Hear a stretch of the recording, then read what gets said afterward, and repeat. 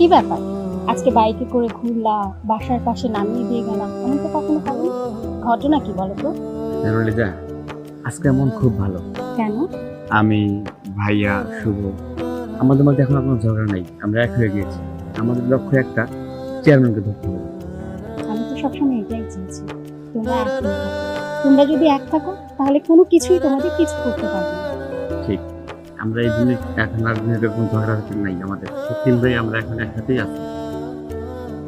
আচ্ছা, অনেক দেরি হয়ে গেছে, অনেক সময় বাসা থেকে আসছে, এখন না গেলে মা চিন্তা করবে। আরে দূর, একটু থাকো না। না মিস্টার, এতই যদি শখ হয় তাহলে বিয়ে করে ঘরে নিয়ে যাও। ঠিক আছে, যাও, সে ব্যবস্থা করতেছি। আচ্ছা, ভালো থেকো। হ্যাঁ, আসলাম। na na na na